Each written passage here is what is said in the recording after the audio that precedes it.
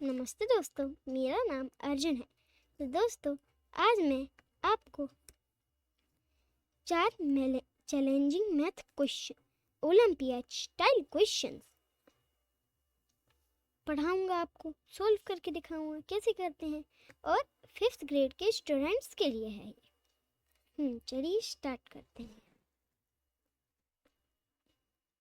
चलिए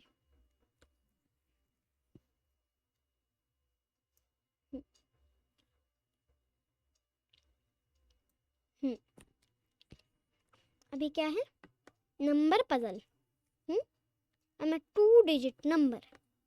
My 10th digit is 3 more than my 1st digit. The sum of my digits is 11. What number I am? चलिए solve करते हैं। ये first question है, first है, तो फिर करिए start. My 10th digit is 3 more than my 1st. मेरे को हमें नहीं मालूम ना, इसलिए हम इसको किसको लिखते हैं? ऐसे x लिखते हैं, ऐसे वाला कर्सिव वाला। अब देखिए, हमने x लिख दिया।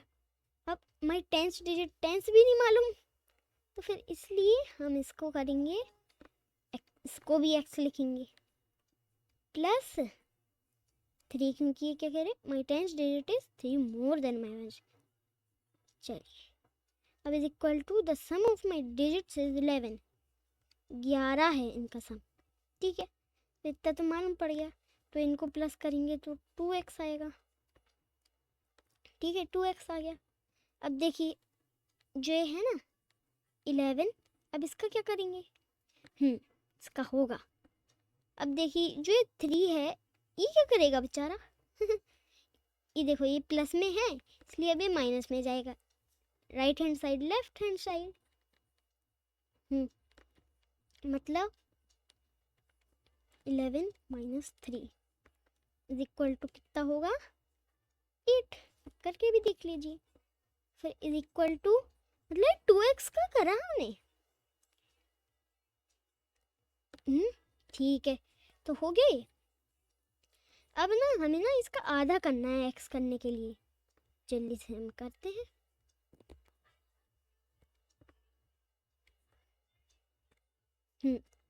टू 4 जा 8, इसलिए जो 4 आया हमारा, 4 आया। क्या करना है?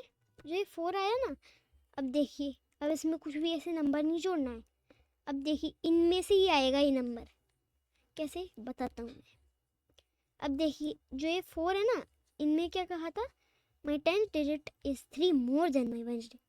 तो फिर ये हमने तो 1st डिजिट फाइंड किया है, तो फिर हम जल्दी से करते हैं।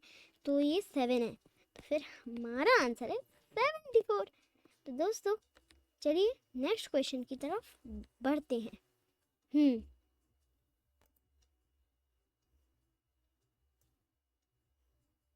चलिए, आ गया।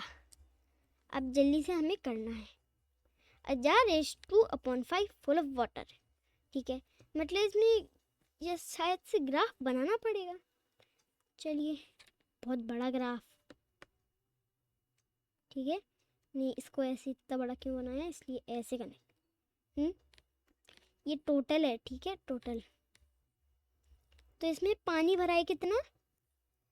A jar is 2/5 full of water, 2 भरा है। इतना भरा है, 5 है, इतना भरा है।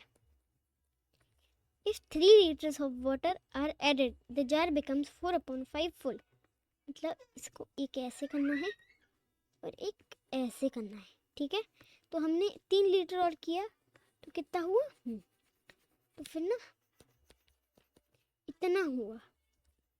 हमने 3 लीटर और ऐड कर दिया। तो अब हमें बताना है, what is the total capacity of the jar in litres. Litre में जार की कैपेसिटी कितनी है? चलिए सॉल्व करते हैं। अब मैं आपसे एक क्वेश्चन पूछूंगा, अगर 2 पैकेट 3 लीटर के हैं, तो एक पैकेट कितने का होगा? आप कैसे करोगे? 3/2, और इसमें जाके अटक जाओगे। नहीं, ऐसे नहीं अटकना है। 1 है तो 10 हुआ, तो 5 बार में मतलब 1.5 होगा। 1 का कोई मतलब नहीं होता, इसलिए नहीं। 1.5, मतलब एक 1.5 है ये जार का एक level. Capacity of the jar in litres, तो फिर ये कितने हैं 1.5 इंटू 5, 5 जा 25, ठीक है, 5 1 जा 5 7। अब ये पॉइंट कितने बाद है, एक नंबर के बाद। यहाँ पे मैंने अपने कैमरे के पास बना दिया, देखिए मैं भी सामने दिख रहा हूँ और ये नंबर भी सामने दिख रहा है, आंसर भी सामने दिख रहा है। सही बोला, ये इसका आंसर है 7.5। मतलब ये पूरे के पूरे जार की कैपेसिटी क्या है 7.5। तो दोस्तों चलिए नेक्स्ट क्वेश्चन की तरफ बढ़ते हैं।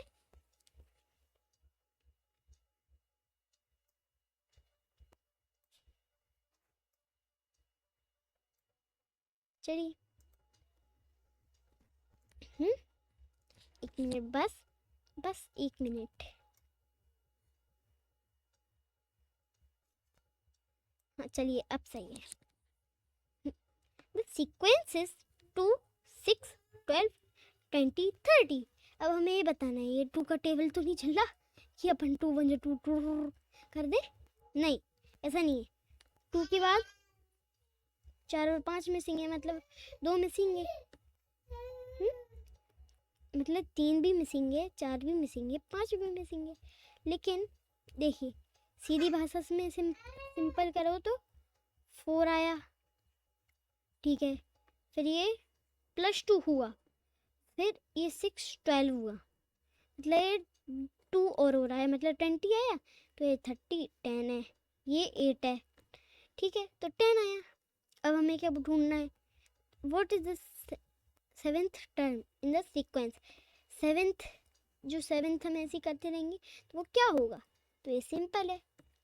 अभी ये 10 हो गया, अभी 12 करेंगे, 30 + 12, ठीक है 42। ये तो इजी है, ऐसे कर दो।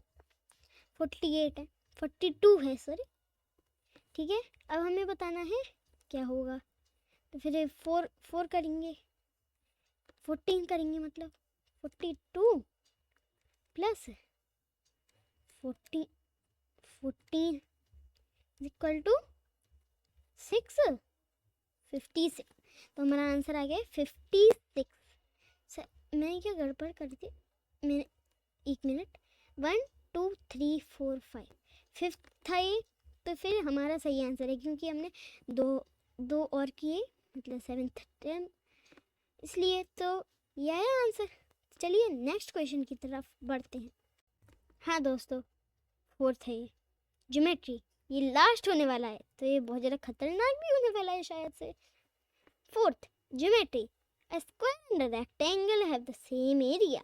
The side length of the square is 12 centimeter. The rectangle's length is 18 centimeter. What is the width of the rectangle? चलिए सॉल्व करते हैं। एक स्क्वायर के पास रेक्टेंगल जैसा ही एरिया है, तो फिर मतलब इन्हें लेंथ दिया हुआ है, तो 12 इंटू 12, 2 2 जा 4,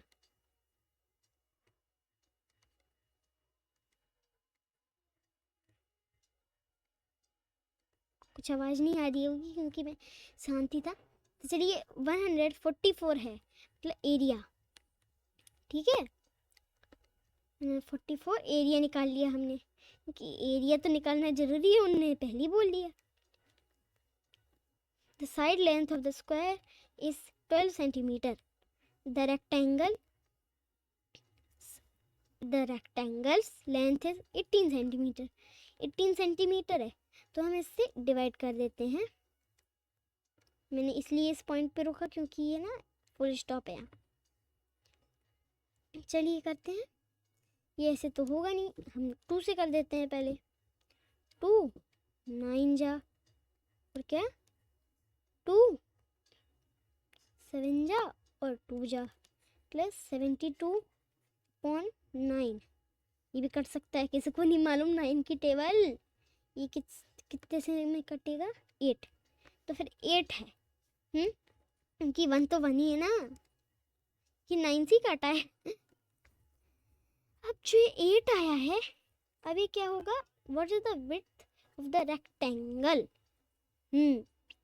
तो फिर हमें ये फाइंड करना था। तो फिर 8 आया हमारा, ठीक है। तो फिर अगर ये करेक्ट आंसर हुआ तो फिर हम इसको 18 से 8 इंटू भी कर सकते हैं, क्योंकि upon left hand side right hand side into 8 8 8 जा 64। सब लोग यहीं पे जाके अटक जाते हैं, मैं भी अटक जाता हूँ। 8 1, मैं आपको एक सिंपल तरीका बताता हूँ ये सब करने का। 8 1 जा 8, ठीक है, 8 हो गया। अब ये 2 इसमें से काट दो, इसमें से 2 काट दो, इसमें जोड़ दो 10 54। और हमारा एरिया क्या आया था, हमारा एरिया आया था 144, देख लीजिए। हाँ, तो फिर तो हो गया, हमारा जो विड्थ है रेक्टेंगल का वो 8 है। तो दोस्तों, अगर आपको ये वीडियो अच्छी लगी तो लाइक सब्सक्राइब और शेयर करना। Bye bye. और कमेंट भी करना कि आपको ये वीडियो कैसी लगी। अगर अच्छी लगी हो तो कमेंट भी करना, अगर थोड़ा मेरे से कुछ गड़बड़ हुआ हो तो आप बता देना कमेंट में। Bye bye.